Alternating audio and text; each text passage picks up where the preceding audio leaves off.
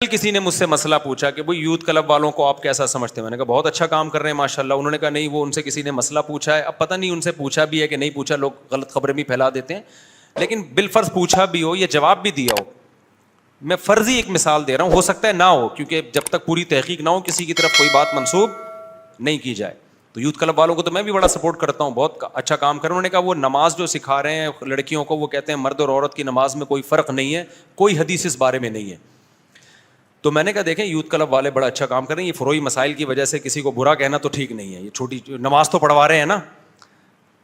تو کہتے ہیں پھر آپ کی کے پاس کیا دلیل ہے.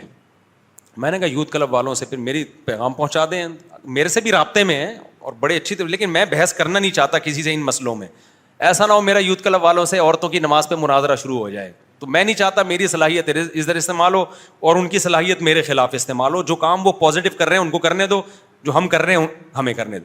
لیکن جو عام آدمی مجھ سے مسئلہ پوچھنے آئے گا تو میں اس کو دلیل دے دیتا ہوں. میں کہتا ہوں بھائی اگر وہ آپ کو یہ دلیل دے رہے ہیں کہ عورت مرد کی نماز میں فرق کیا ہے, تو آپ بتاؤ کہ بھی علماء سے ہم نے یہی سنا ہے. وہ علماء جو مجتہدین کو فالو کرتے ہیں, جو اپنی رائے پیش کر رہے ہیں, ان کی بات میں نہیں کر رہا. جو مجتہدین کو فالو کر رہے ہیں صدیوں سے, وہ یہ کہتے ہیں عورت سمٹ کے نماز پڑھے گی, تو ہم ان علماء کے فتوے کو فالو کریں گے. رہا مسئلہ دلیل کا, تو ان سے کہیں بھائی اس کی کیا دلیل ہے. اگر آپ کہتے ہو کہ عورت سمٹ کے نماز پڑھے گی, اس پر کوئی حدیث نہیں ہے, بار بار میں سوال اٹھاتا ہوں اب تک کوئی جواب کسی نے نہیں دیا. اس کی کیا دلیل ہے کہ عورت صفا مروہ میں چلے گی دوڑے گی؟ نہیں, کہیں بھی حدیث میں نہیں ملتا کہ عورت چلے گی. بلکہ حدیث میں تو یہ ملتا ہے, جیسے حدیث میں ملتا ہے جیسے میں نے نماز پڑھی ایسے پڑھو. تو ہمارے اہل حدیث کیا کہتے ہیں, بھائی نبی نے تو سمٹ کے نہیں پڑھی ہے تو عورتیں بھی سمٹ کے نہیں پڑھیں گی. تو بھائی اسی طرح حدیث میں آتا ہے خذوا عنی مناسککم, صحیح حدیث ہے, جیسے میں نے حج کیا ایسے حج کرو. تو نبی تو صفا مروہ میں دوڑے ہیں, تو عورتیں کیوں نہیں دوڑ رہی ہیں؟ نہیں آئی بات میرا خیال ہے. چاروں اماموں کا جو مذہب ہے نا مضبوط بنیادوں پہ قائم ہے, وہ اصول ٹوٹتے نہیں ہیں. آج کل کے جو اسکالرز آ رہے ہیں کتنے بڑے علامے ہوں گے, مانتے ہیں تقویٰ بھی ہوگا, بھائی ان جیسا مینٹل لیول نہیں ہے. وہ ان کی علمی اپروچ نہیں ہے, تبھی تو پوری دنیا نے ان کو فالو کیا ہے. آج کسی اسکالر کو اتنا تھوڑی کوئی فالو کر رہا ہے, بڑے بڑے علاموں نے ان چاروں کو فالو کیا ہے. آج کے اسکالر میں 4 فالو کر رہے ہوں گے تو 4000 مخالفت کر رہے ہوں گے. تو کون زیادہ لائق اتباع ہے, ان کی تحقیق کو مانے یا ان کی تحقیق کو مانے؟ تو ان کی تحقیق کو مانا جائے گا, جو صدیوں سے امت اس کو مان رہی ہے. تو یہ اس کی کیا دلیل ہے کہ بھائی جو یہ کہتا ہے نا مرد عورت سمٹ کے نہیں مردوں کی طرح پڑے گی, حدیث میں نہیں ہے. تو حدیث میں یہ بھی نہیں ہے کہ عورت چلے گی. بعض لوگ فوراً حدیث پیش کرتے ہیں کہ حضرت عائشہ کا قول ہے کہ تمہارے لیے ہم میں اسوہ حسنہ ہے, نمونہ ہے, ہم چلتے ہیں تو تم بھی چلو. پہلی بات, حضرت عائشہ کا یہ قول کسی صحیح سند سے ثابت نہیں ہے. ناصر الالبانی رحمہ اللہ نے خود اعتراف کیا کہ یہ قول صحیح نہیں ہے. اور دوسری بات, وہ بھی تو حضرت عائشہ کا قول ہو گیا نا. جب عائشہ کا قول حدیث کے قول کے مخالف ہوگا تو کس کو لیا جائے گا؟ پیغمبر کے قول کو لیا جائے گا نا. کیونکہ بار بار لوگ کہتے ہیں کسی امتی کو پیغمبر کے مقابلے میں ترجیح نہیں دینی. نبی تو کہہ رہے ہیں جیسے میں نے کیا ایسے کرو, اور حضرت عائشہ کہہ رہی ہیں کہ نہیں ہم جیسے کر رہے ہیں ویسے کرو. تو آپ جیسے اب کبھی ابو حنیفہ کو نبی کے مقابلے میں لے آتے ہو, کبھی امام شافعی کو لے آتے ہو, تو اسی طرح تو حضرت عائشہ کا مقابلہ بھی نبی سے ٹھیک نہیں ہے. اور اگر حضرت عائشہ ہی کو فالو کرنا ہے تو حضرت عائشہ تو یہ بھی کہہ کے گئی ہیں, بخاری میں لکھا ہوا ہے کہ اگر نبی ہمارے زمانے کی عورتوں کو دیکھ لیتے تو عورتوں کو مسجدوں میں آنے سے روک دیتے. دلیل دیتے ہیں کہ نہیں, نبی نے کیا فرمایا, لا تمنعوا اماء اللہ من المساجد, عورت بھی مسجد میں آئے گی, عورت کو نہیں روک سکتے آپ.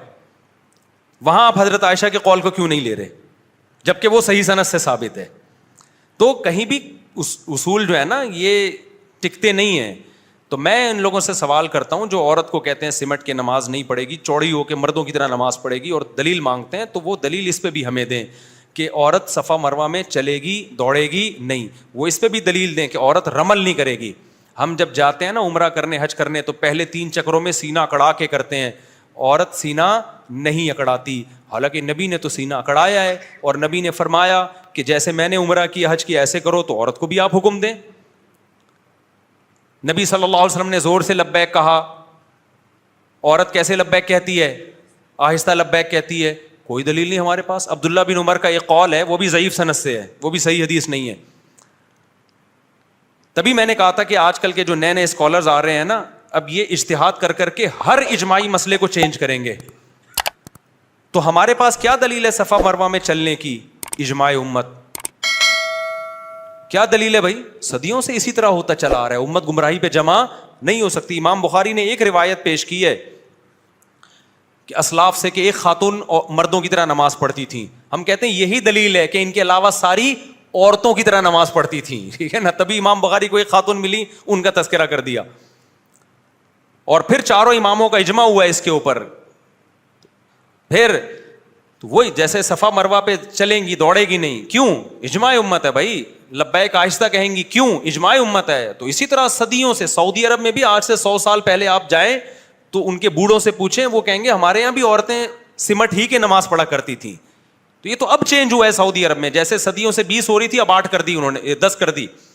تو صدیوں سے جو چیز چلی آ رہی ہے وہ ٹھیک ہے, جو آج چینج ہو رہی ہے وہ ٹھیک نہیں ہو سکتی. سمجھتے ہو کہ نہیں سمجھتے ہو؟ تو اب کیا ہوا ہے کہ میں نے ایک پیش گوئی کی تھی کہ دیکھنا اب جو جدید جو اسکالرز آ رہے ہیں نا, وہ اجماعی مسائل کو چینج کریں گے اور وہی کہیں گے کہ اس پہ کوئی دلیل نہیں ہے. اور میں نے ایسی پیش گوئی کر دی تھی کہ دیکھنا کچھ اسکالرز فتویٰ دیں گے کہ عورت صفا مروہ میں چلتی کیوں ہے, عورت دوڑے گی, کیونکہ چلنے کی کوئی دلیل نہیں ہے. تو مجھے فتویٰ مل گیا ناصر الالبانی رحمہ اللہ کا. انہوں نے باقاعدہ فتویٰ دیا ہے کہ عورت دوڑے گی صفا مروہ میں, اور دلیل یہی دی ہے کہ نبی جب دوڑے ہیں, اور بلکہ اس سے بھی اوپر کی دلیل دی ہے بھائی جب نبی دوڑے ہیں, بلکہ حضرت ہاجرہ وہ تو خاتون تھی نا, حضرت ابراہیم کی زوجہ, تو جن کی سنت میں ہم دوڑ رہے ہیں وہ تو عورت تھیں, تو عورتوں کو تو اور دوڑنا بنتا ہے. اب جب انہوں نے فتویٰ دیا نا تو لوگ حیران ہیں, بھائی یہ تو زندگی میں کبھی ایسا ہوا ہی نہیں.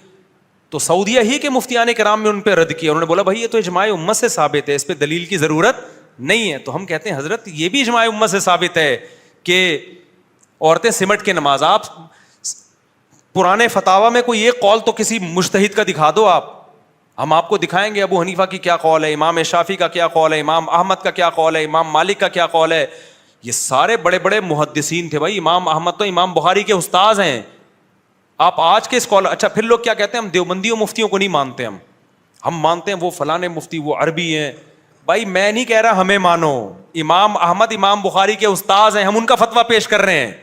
کمال کی بات ہے, دیوبندیوں سے بغض میں امام ابو حنیفہ کو بھی چھوڑ دیا, امام مالک کو بھی چھوڑ دیا, امام احمد کو بھی چھوڑ دیا, امام شافعی کو بھی چھوڑ دیا, اور کسی عربی کے فتوے کو فالو کر رہے ہیں. اور لیبل کیا لگا رہے ہیں کہ دیوبندیوں کو کیا پتا, ان بر صغیر کے مولویوں کو کیا پتا. جو بھی علم حاصل کرے گا نا, وہ چاہے بر صغیر کا ہو, چاہے وہ انڈیا کا ہو, چاہے وہ بنگلہ دیش کا, اس کو سب پتا ہوگا. جو علم حاصل نہیں کرے گا وہ مکہ کے اندر بھی پیدا ہوا ہوگا نا, اس کو پتا نہیں ہوگا. تو اس لیے ملتے جلتے ناموں, میں نہیں کہہ رہا کسی عالم کی شان میں گستاخیاں کرنا شروع کر دیں, کسی عربی یا کسی سلفی, علماء سب ہمارے لیے قابل احترام ہیں, لیکن اختلافات میں کرو گے کیا؟ قرآن و سنت کی اس تشریح کو مانو گے جو ان ائمہ نے تشریح کی ہے. سمجھتے ہو کہ نہیں سمجھتے؟ بار بار میں یہ مضمون اس لیے بیان کرتا ہوں, اپنا منجن بیچنے کے لیے نہیں, صرف اس لیے یہ مضمون بیان کرتا ہوں کہ قرآن و سنت کے نام پہ امت کا شیرازہ بکھر رہا ہے, امت ٹوٹ رہی ہے بے لگام اونٹ کی طرح. کبھی کوئی ادھر سے فتویٰ نکل کے آئے گا, وہ کہہ رہے قرآن و سنت, وہ کہہ رہے قرآن. ہمارے مسقط میں ایک دوست ہیں میری, ان سے بڑی بحث ہوتی رہتی ہے. انہوں نے کسی عربی نا عالم کا مجھے ویڈیو بھیجی, کسی سلفی عربی عالم تھے, لال رومال, بڑے خوبصورت ماشاء اللہ. انہوں نے کسی نے مسئلہ پوچھا کہ کیا ہم پر لازم ہے کہ ایک فقہ کو ہم فالو کریں یا مجتہدین کو فالو کریں؟ انہوں نے کہا کلا, ہم صرف قرآن و سنت کے پابند ہیں. تو انہوں نے کہا دیکھیں کتنی مضبوط بات ہے. میں نے کہا یہ بات بہت مضبوط ہے, لیکن اس کے پیچھے یہ پیغام ہے کہ وہ قرآن و سنت کے پابند نہیں تھے. یہ ہیں باقی وہ کیا کر رہے تھے, وہ قرآن. اور میں نے کہا سعودی عرب میں جب تک فقہ حنبلی قانونی طور پر مضبوط تھا نا, سعودی عرب میں دین میں تحریف کا راستہ نہیں کھلا تھا, علماء پابند تھے. سعودیہ ہی کے بڑے عالم سے کسی نے پوچھا کہ آپ فقہ حنبلی پہ فیصلہ کیوں کرتے ہیں, قرآن و سنت پہ کیوں نہیں کرتے؟ انہوں نے کہا ایسا سوال کر رہے ہو جیسے فقہ حنبلی قرآن و سنت کے علاوہ کسی اور چیز کا نام ہے, ٹھیک ہے نا, تم ایسا احمقانہ سوال. لیکن ہوا کیا ہے, جب فقہ حنبلی کو سعودیہ میں چھوڑا گیا ہے نا, تو قرآن و سنت کے نام پہ اب کیا ہو رہا ہے, عرب ملکوں میں اب یہ ہونے لگا ہے کہ گورنمنٹ جس چیز کو حلال کرنا چاہتی ہے نا, اپنی مرضی کے مولوی لا کے قرآن و سنت کا لیبل لگا کے مارکیٹ میں چلتا کر دیا. جیسے کہ پاکستان میں تو بہت پہلے سے ہو رہا ہے. اگر پاکستان میں گورنمنٹ ایک فقہ کی پابند ہوتی نا, یا ایک کی نہ ہوتی, کم از کم اس کی پابند ہوتی کہ چاروں فقہ سے خروج کرنے کی آپ کو اجازت نہیں ہے, اتنی بھی پابندی ہوتی. تو یہ جو عدالت میں قرآن و سنت کے نام پہ تحریف کا راستہ کھلا ہوا ہے, یہ راستہ نہ کھلتا. اب جج گورنمنٹ پتہ ہے کیا کرتی ہے, ایوب خان نے پہلے یہ کیا تھا. ایوب خان کو دوسری شادی پہ پابندی لگانی تھی, تو اس نے کیا کیا بھائی, یہاں کے مولویوں سے فتویٰ لیا, سب نے کہا بھائی حرام ہے, پابندی نہیں لگا سکتے آپ. اس نے کیا کیا, جب پابندی لگانی ہے, لبرل سیکولر حکومت بنانا ہے پاکستان کو, ایک لبرلزم کی طرف جانا ہے, مصر سے مولوی منگوائے. انہوں نے قرآن و سنت کو آڑا ترچھا کر کے نا فتویٰ دے دیا کہ ایکچولی ہم کیا کرنا چاہ رہے ہیں کہ دوسری پہ پابندی نہیں لگا رہے, ایکچولی اس کی کچھ حدود متعین کر رہے ہیں. اگر بے لگام چھوڑ دیا جائے لوگوں کو تو کیا ہوگا کہ ہر آدمی 4-4 8-8 لے کے گھومنا شروع کرے گا, عورتوں کے حقوق ضائع ہوں گے, یہ ہو جائے گا. ایسی لمبی چوڑی اس کی پوری تحریر ہم نے پڑھی ہے. وہ گھما کے نا, وہ جو مصر سے چند مولانا لوگ بلوائے انہوں نے, تو اس نے یوں ایکچولی اس کو یوں کر کے نا پہلی بیوی کی اجازت ضروری اور قرآن و سنت کے لیول لگا کے قانون بنا کے تھوپ دیا ہمارے اوپر. اگرچہ ہم پہ اثر, مجھ پہ تو بالکل بھی اثر نہیں ہوا, لیکن لوگوں پہ کیا کر دیا, بولو نا, تھوپ دیا. اس لیے علماء کہتے ہیں بھائی اگر لگام نہ دی نا ان لوگوں کو, لا جو صدیوں سے مرتب ہے اس کا پابند نہ بنایا, تو مولوی کو کون سنبھالے گا. مولویوں میں بھی تو 2 نمبر ہوتے ہیں, تو 2 نمبری کا دروازہ کم نہیں ہوگا بلکہ کھلے گا. جس مولوی کے دل میں لالچ ہوگی, اب دیکھو میں جب فتویٰ دیتا ہوں تو میں علماء کے سامنے جواب دہ ہوتا ہوں کہ یہ آپ نے نکالا کہاں سے ہے. میں کہتا ہوں قرآن و سنت سے, وہ کہتے ہیں قرآن و سنت سے تو یہ بھی نکال سکتے تھے, یہ بھی نکال سکتے. تو اس پہ پہلو نے اس کا بھی حوالہ دو کہ پہلو نے کیا فتویٰ دیا ہے, قانون کیا جو مرتب ہے, تو اس کا ریفرنس مجھے لگانا پڑے گا, ورنہ میں قرآن و سنت کے نام پہ کچھ بھی نکال کے لوگوں کو بتاتا رہوں تو کچھ تحریف اس سے کم تھوڑی ہوگی. اس سے تحریف کیا ہو جائے گی, دروازہ چوپٹ کھل جائے گا تحریف کا. تو اب کیا کیا جو ایوب خان نے نا, وہ لا کے قرآن و سنت کا لیول لگا کے اتنے سارے قوانین کو اوٹ پٹانگ. پھر علماء نے کہا کہ عورت شوہر جب مرتا ہے تو عدت بھی ہوتی ہے, 4 مہینے 10 دن ہے, طلاق ہوتی ہے, تو عورت کہیں اور نکاح نہیں کر سکتی, 3 مینسز کا آنا ضروری ہے. تو اس نے ایکچولی کر کے نا کہ قرآن نے 3 مینسز کا کہا تو 3 مینسز کے 90 دن بنتے ہیں, تو ہم نے نظم کی وجہ سے, ایک لا مینجمنٹ کی وجہ سے 90 دن بنا دیا اس نے, اور پھر قرآن کی آیتوں سے ہی نکالا. اب دیکھو قرآن میں طلاق و مرتان, 2 دفعہ طلاق, تیسری دے دی تو اب رجوع کا حق نہیں ہے. دوسری طرف قرآن میں آتا ہے جب میاں بیوی میں جھگڑا ہو تو دونوں میں صلح کی کوشش کرو. اب اس نے 2 آیتوں کو آپس میں مکس کر دیا. جو مصر سے سیکولر قسم کے مولانا آئے تھے نا, انہوں نے کیا کیا, اب لوگ علماء سے مسئلہ پوچھتے, صحابہ تابعین سے بھی پوچھتے, تو یہ جواب ملتا جو بھی طلاق دے گا طلاق میں ریورس گیئر نہیں ہے. اس نے کیا کیا, 2 آیتوں کو مرج کر دیا کہ اصل میں قرآن یہ ایکچولی, جیسے غامدی صاحب ایکچولی کر کے نا سامنے والے کو ایسا وہ مسحور کر دیتے ہیں, جادو. وہ کہتا ہے یار علم تو کس کے پاس ہے, ان کے پاس ہے علم تو اصل میں. حالانکہ وہ پوری امت کے اجماع کے خلاف آپ آیت کی تفسیر کر رہے ہوتے, اس میں ایکچولی اور اس طرح کی چیزیں نکال دو تو بچتا ہی کچھ نہیں ہے. دلیل کی دنیا میں مضبوط نہیں ہوتا, وہ کسی صحابی کا وہ قول نہیں ہوتا. سارے صحابہ کے, 4 اماموں کے, اور جتنے بھی بڑے بڑے اسکالرز گزرے ہیں جنہوں نے دین کو سمجھا, ان کی ساری تحقیق ایک طرف ہو جاتی ہے اور یہ ایک نئی تحقیق سامنے آئی ہوتی ہے. تو علماء کیسے مانیں گے اس کو بھائی؟ پھر لوگ کہتے ہیں بھائی اگر امت اتنے عرصے سے گمراہ رہی ہے تو آج ہم کو کوئی صحیح راستہ بتا رہا ہے تو مان لو نا. بھائی یہ امت اتنے عرصے سے گمراہ رہ ہی نہیں سکتی, یہ بات ہی غلط ہے. یعنی یہ امت, نبی آخری نبی ہے, امت گمراہی پہ جمع ہوگی نہیں. قرآن و سنت نے پہلے تو اس کو ثابت کیا ہے کہ یہ بات ہی غلط ہے کہ سارے غلط تھے اور 4 آدمی صحیح ہیں, یہ ہو ہی نہیں سکتا. تو اب کیا کیا, ایکچولی کر کے نا انہوں نے کیا کیا, قرآن کی 2 آیتوں کو ملا دیا آپس میں.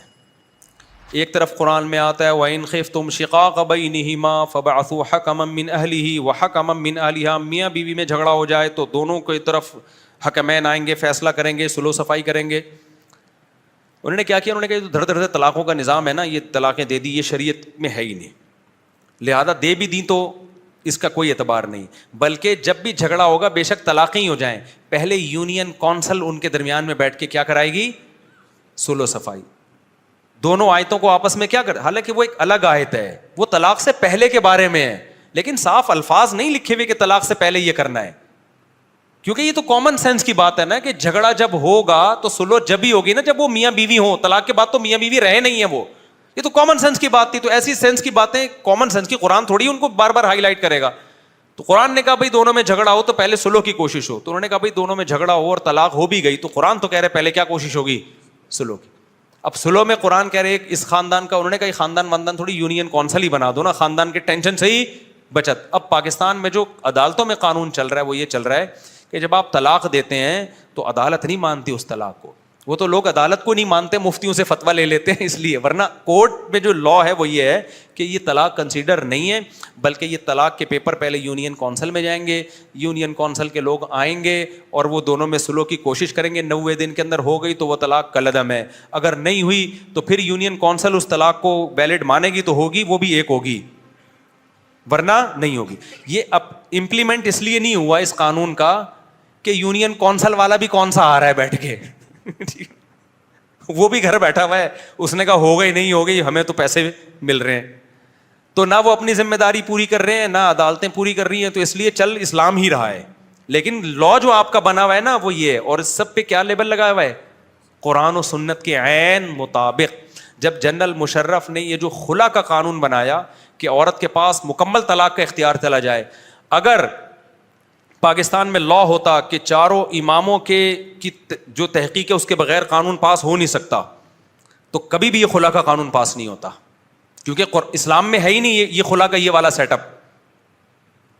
تو جنرل مشرف نے کیا کیا, قرآن و سنت کا لیبل لگایا, خلا کے لفظ قرآن سے لیا اور اپنی طرف سے اس میں ایڈیشن یہ کی کہ یک طرفہ اور بہت کچھ اوٹ پٹانگ, اور ہو سکتا ہے مفتی تو مارکیٹ میں ہر طرح کے مل جاتے ہیں, کچھ مولانا بھی مل گئے ہوں گے. چند دن پہلے ایک اسلامک یونیورسٹی کے ایک اسکالر کا پورا مضمون آیا ہے اور انہوں نے لکھا ہے کہ یک طرفہ خلا بھی صحیح ہے, عورت کو پورا. ایک اور مولانا صاحب ہیں, مولانا تو نہیں ہے اسکالر ہیں, ان کے بھی اپنی طرف سے ایک تحقیق چلا دی انہوں نے کہ مکمل عورت کو طلاق کا اختیار ہے, اس کو ہم کہیں گے خلا, حالانکہ یہ بالکل غلط ہے, اس پہ تو بہت سارے دلائل ہیں.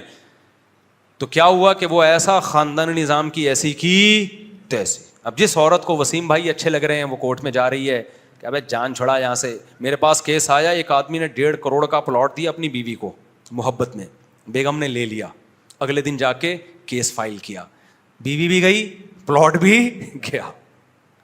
لیکن آپ جج سے پوچھیں گے, وکیل سے پوچھیں گے, بولیں گے عین قرآن و سنت کے مطابق ہے. تو میرے بھائی یہ منجن بک رہا ہے قرآن و سنت کے نام کا. تو ہم جو آپ کو کہتے ہیں نا مجتہدین کو فالو کرو, اپنا منجن بیچنا ہوتا تو ہم کہتے ہیں میری تحقیق کو فالو کرو. آج جو اپنا منجن بیچ رہا ہے وہ کہہ رہے ہیں میری تحقیق کو فالو کرو. یہ سارے مولوی منجن بیچ رہے ہیں, اور جس کی طرف نسبت کی جاتی ہے منجن بیچ رہے ہیں وہ اپنی تحقیق نہیں بتا رہے, وہ کہہ رہے ہیں بھائی جو صحابہ تابعین اور ائمہ اربعہ کی تحقیق ہے اس کو فالو کرو. تو منجن کون بیچ رہا ہے؟